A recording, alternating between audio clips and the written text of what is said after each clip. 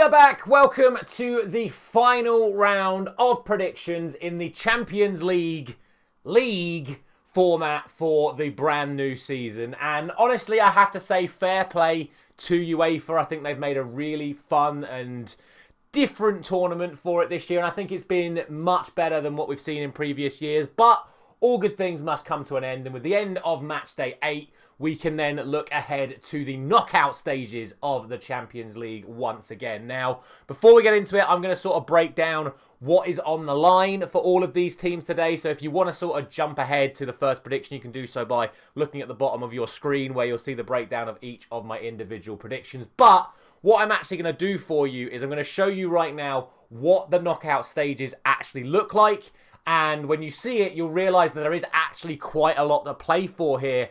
Even for the teams that have already progressed, or some teams that have already been eliminated, there is still an awful lot on the line here. Now, what I can tell you is that the top 18 sides in the Champions League table right now are already guaranteed themselves at least a playoff spot. The top 2 are already guaranteed to be in the top 8.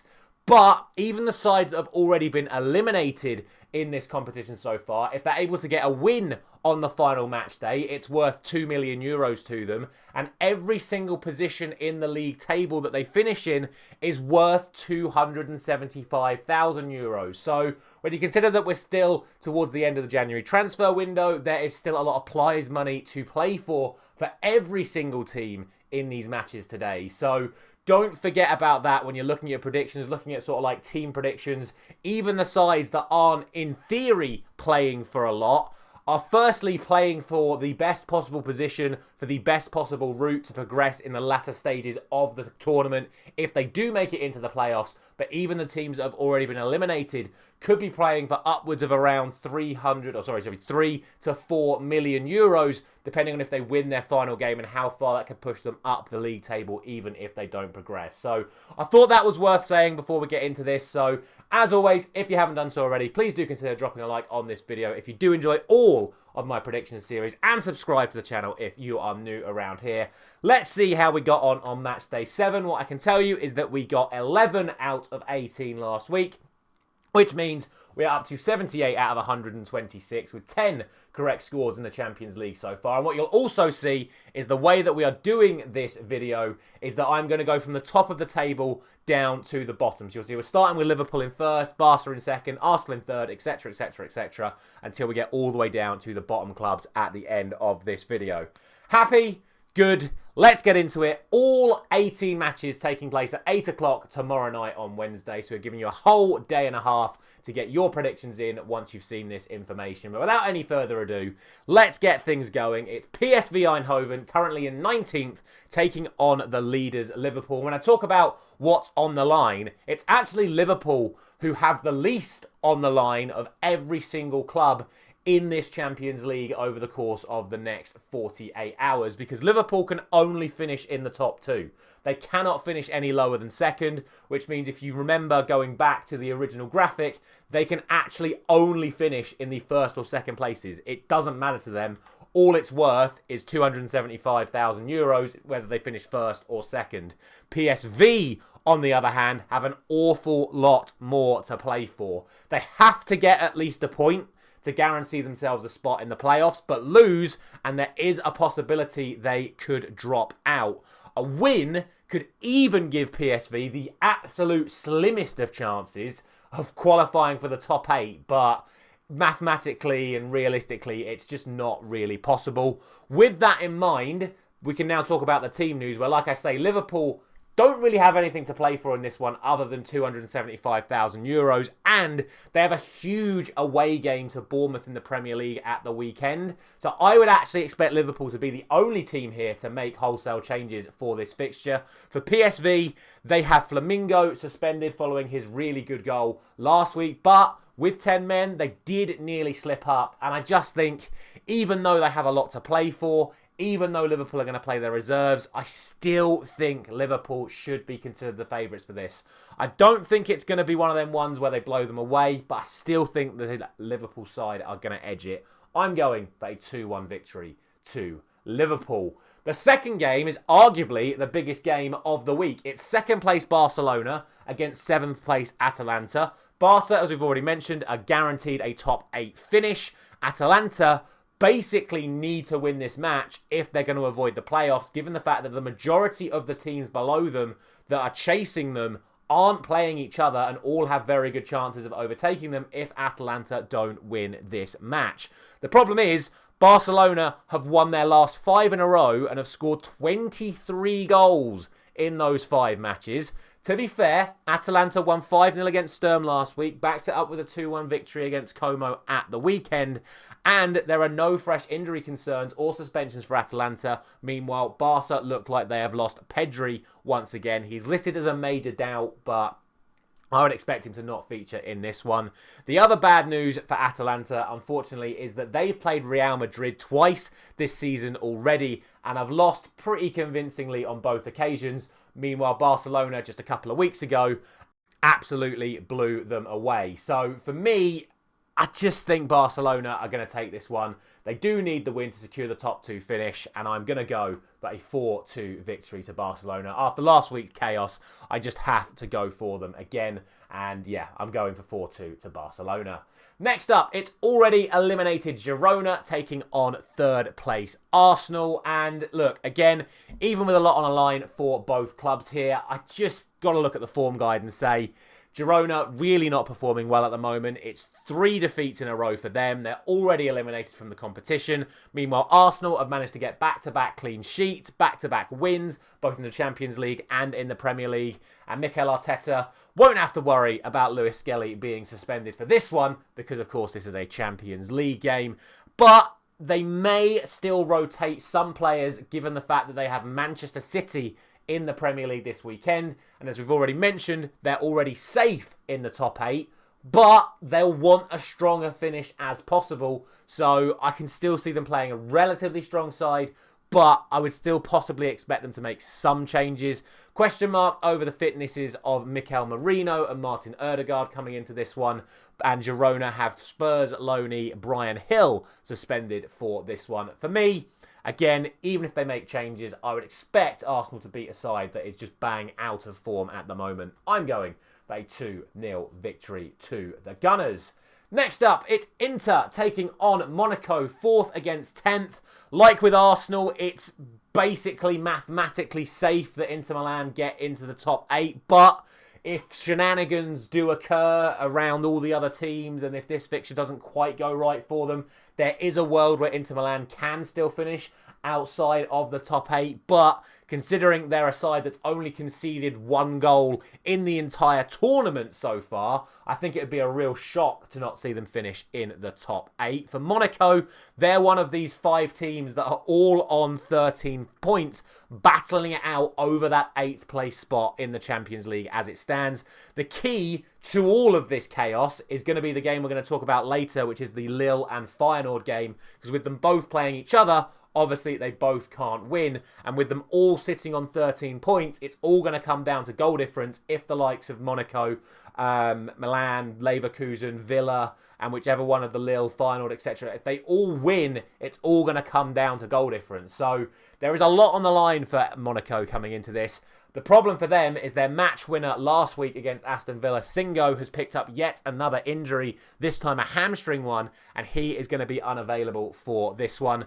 For Inter, they're another side that has a massive a massive domestic league game at the weekend. They've got the Milan derby coming up at the weekend, so they could potentially make changes with them being, in theory, safe in the top 8. But I don't expect them to do that. I think, again, they're going to want a strong finish. They're against the Monaco side that does have injuries in key areas, but a Monaco side that is fighting for a top 8 spot. Can see this one being a tight one, but I'm going to go for Inter. I'm going for a 2-0 victory to Inter Milan. Next up, it's RB Salzburg and Atletico Madrid. It's back-to-back Madrids for the already eliminated RB Salzburg. And unfortunately for them, they lost 5-1 to Real last week, and now they host Atletico this week. Atletico, of course, after that, in my opinion, absolutely incredible comeback win against Bayer Leverkusen last week. You can say what you want about the controversies over the play acting and what they do. It's Champions League football. You do whatever it takes to win. It's so frustrating to play against, but I genuinely do respect it. You've got to do what you've got to do to win these matches, and fair play to Atletico Madrid for doing what they did. And look, they backed it up with a draw in La Liga at the weekend, a poor result for them, but they did rotate their entire squad. That is how seriously Simeone takes this competition. They're playing a side already eliminated from the competition, and he still rotated his entire team for the La Liga game at the weekend to guarantee that they win this match. That is what it takes to win at this level, and fair play to him for that. Barrios, of course, is suspended for the challenge that got him sent off against Bayer Leverkusen. Javi Galán is also injured. There are no fresh injury or suspension concerns for Salzburg coming into this. But unfortunately for me, after what we've seen from Salzburg against the likes of Bayern and the likes of Real Madrid in this competition, for me, it's just a case of how many Atletico are going to win by. I'm going for a 4-0 victory to Atletico Madrid. Next up, Dinamo Zagreb and AC Milan. A lot on the line in this one. Dinamo have to win. They are in 26th. They are out of the playoffs as it stands. They are 2 points from the playoffs. So they quite literally have to win and hope some of the sides in the current sort of like 21st to 24th bracket lose. For AC Milan, they have to win to guarantee that top 8 spot. But a draw may be enough for them, but most likely won't be, since they don't have a very good goal difference despite being 6th in the table so far.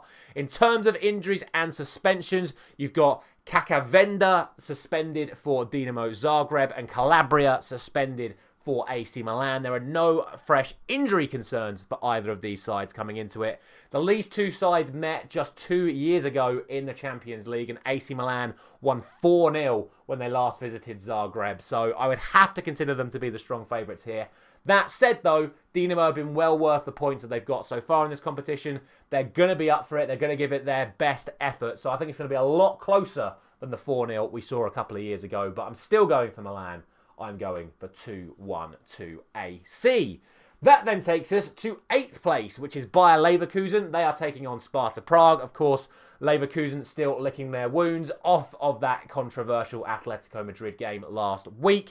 They backed it up with a draw to RB Leipzig, another Champions League side we'll talk about later, in the Bundesliga at the weekend. They, of course, have Hincapié suspended following his red card in the Madrid game. And there's a lot of rumours that Boniface could be moving to Saudi Arabia. And reports are suggesting he may not be in the matchday squad for this final Champions League game, with the rumours ramping up that he genuinely could be leaving. For Sparta, I mean, again, they're just playing for prize money. I believe they can't finish any higher than 28th, so there really isn't that much going for them. They've had a pretty poor tournament. The only good news for them is their Slovenian star, Haraslin, is going to be back and available for this one. But realistically, is it going to make a significant difference travelling away to a side that are so good at home? I don't think so. As we already mentioned when we spoke about the Monaco game, all these positions around that 8th place for the top 8 is going to come down to goal difference. Leverkusen need to win this by a heavy margin to give themselves the best possible chance of qualifying, because there is a world where Leverkusen and Villa and Monaco and one of Lille and Feyenoord all win, and Leverkusen still miss out on the top 8 on goal difference. So against arguably the weakest side of their respective opponents, I think Leverkusen are going to go all out for this, and I'm going to go for a 4-1 victory to the Germans. Next up, it's yet another Battle of Britain. It was United and Rangers in the Europa League last week. It's Villa and Celtic in the Champions League this week. And the good news for Aston Villa is that if the Barcelona and the Inter Milan results go in their favour, with Atalanta and Monaco both losing, Aston Villa only have to win this match to guarantee themselves a spot in the top 8. So that is very good news for them.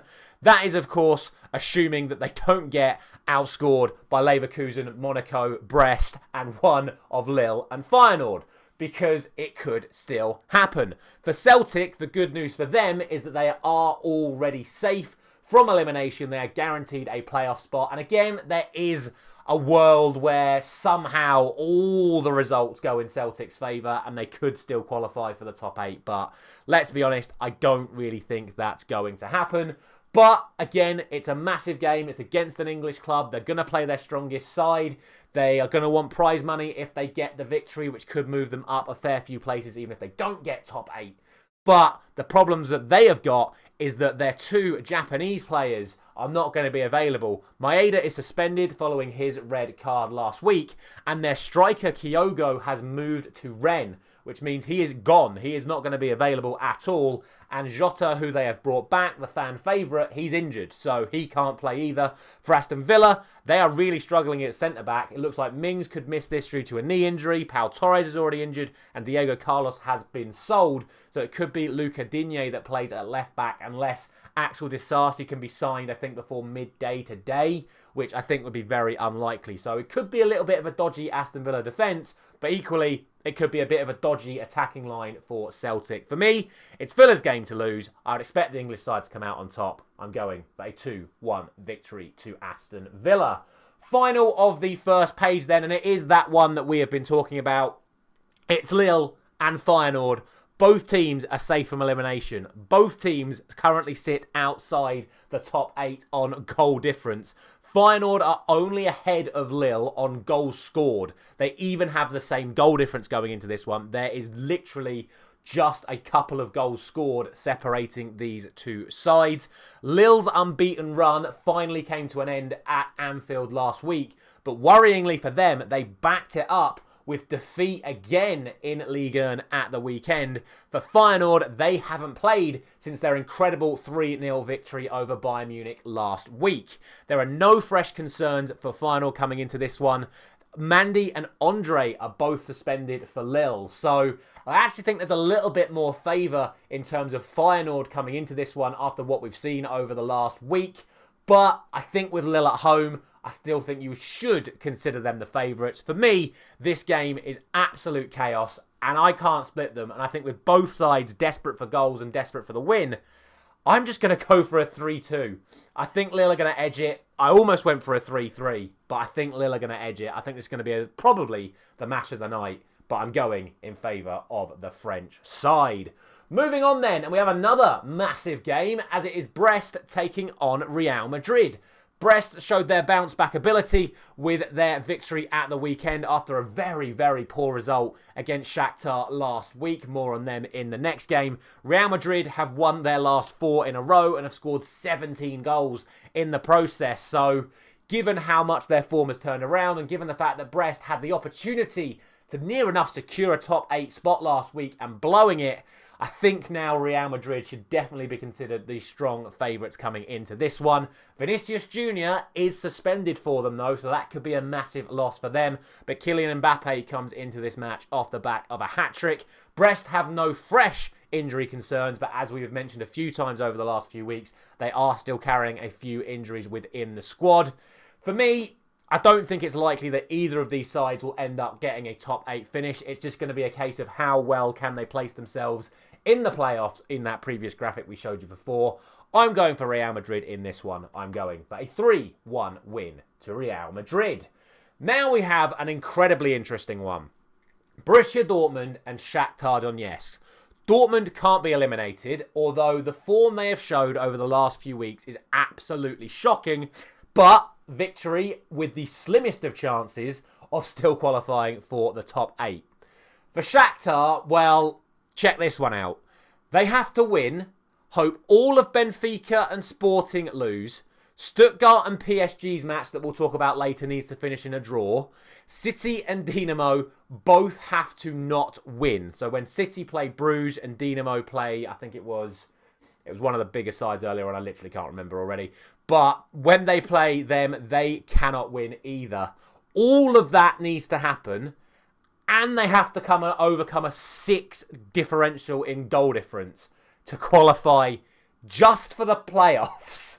So, realistically, Shakhtar are already eliminated. But last week, they showed incredible fighting spirit. They absolutely blew Brest off the park. And look, as I just said, Dortmund are not playing very well at the moment. They haven't won any of their last 5 matches. They currently don't have a manager. They drew at the weekend after 4 defeats in a row.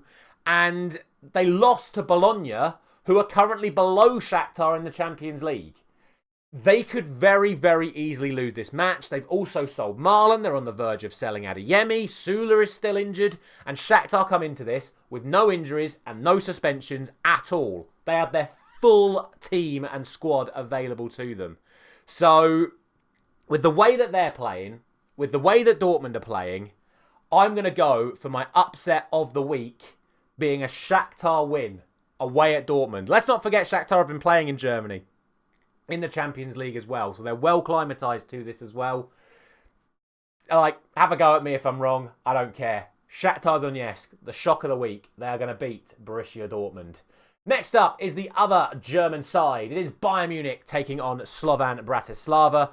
Bayern are another side on 12 points, chasing all of those sides on 13 in the race for the top 8. But they're going to need to win this game, win it well, and get a serious goal difference bump in their favour if they're going to stand any chance of making the top 8, and even then, it may not be enough. The good news for them is they're playing a Slovan side that currently sit on 0 points and have the worst defensive record in the entire competition. So if Bayern do want a heavy win, this is the game to do it. They bounce back from that 3-0 defeat to Feyenoord with a 2-1 victory over Freiburg at the weekend, but they are missing most of their backline. Upamecano, Ito and Alphonso Davies are all injured, and Ulreich, the goalkeeper, is suspended. If only they had Manuel Neuer available. Oh wait, they do. So Neuer will be in goal. Slovan, to be fair, no fresh injury concerns for them, but they lost 3-1 to Stuttgart last week, and that was at home. They've now got to go to the biggest club in Germany. I don't see this going any other way than Bayern Munich absolutely hammering them. I'm going for 6-1 to Bayern Munich. Slovan are always good for a goal. Next up, and well, these two sides could not have had any difference in terms of matches last week if you could have even tried. Juventus played probably the most boring 0-0 in Champions League history. Benfica were on the receiving end of that incredible 5-4 game against Barcelona. So throw that up in the air, and I really don't know what's going to happen in this one. What I will say is that Alvaro Carreras, or Alvaro Fernandez as I call him from his Manchester United days, and Arthur Cabral are both suspended following the absolute chaos at the end of that match against Barcelona, whereas Juventus don't have Kolo Muani available because he's already played for PSG in the competition so far.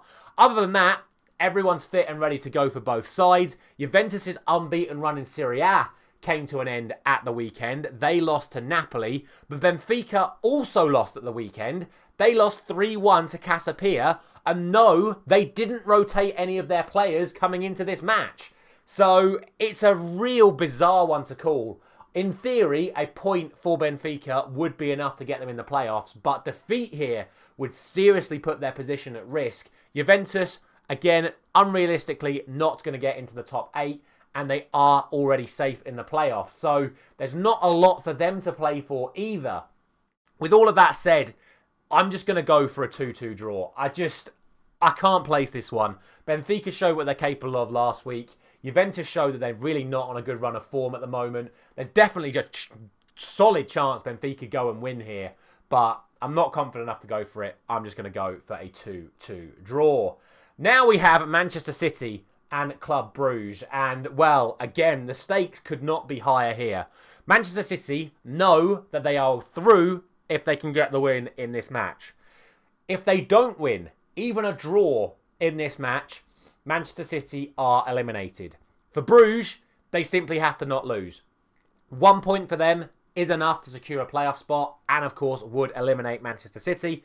But even if Bruges lose this match, there is still a pretty decent chance they won't get eliminated. So they can go into this with the mindset of, we're just going to keep this to as low a scoreline as possible. Look what they did against Juventus last week, holding them to a 0-0 draw. That is going to be Bruges' intent coming into this one. And let's not forget, Bruges are unbeaten in their last 20 matches in all competitions. There is genuinely a chance they can survive this Manchester City onslaught. The only thing is, Manchester City, with the new signings in place, showed that they are still a quality side against Chelsea at the weekend. They bounced back well from the PSG disappointment, but there is still an opportunity for them to slip up here. I just don't think they're going to do it. I really don't. In terms of injuries and suspensions, the only real one of note is that Ruben Diaz is once again injured for Manchester City, so he is not going to be available for this one. Bruges don't have any fresh concerns coming into it. The last time these sides met was in 2021. On those occasions, City were able to win 5-1 and 4-1. I don't think it's going to be as heavy a victory, but I would still expect City to win, especially at home. So I'm going to go for them, and I'm going to go for a 3-1 win to Manchester City.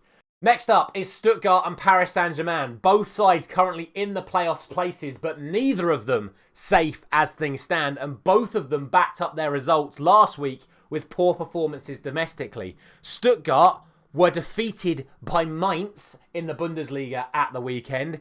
PSG drew with Reims. So, again, it just makes it so much harder to call because the form just isn't quite there for either of these sides at the moment. Despite both of these sides actually being on 10 points, a draw would be enough for PSG because of the superior goal difference over Stuttgart. So that might be their priority, but I would expect they look for the win here because, again, they want to finish in a higher position in the table to make their route through the knockout stages a bit easier. For Stuttgart, they basically have to win. They are the side currently in 24th.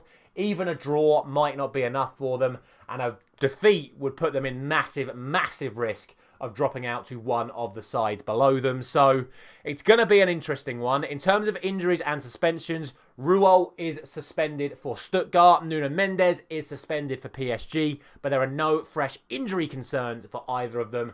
For me, though, I can't look past that incredible performance from PSG against Manchester City last week. So even though Stuttgart have had a good season so far, I think this might be a step too far for them. I'm going for a 3-2 victory to Paris Saint-Germain.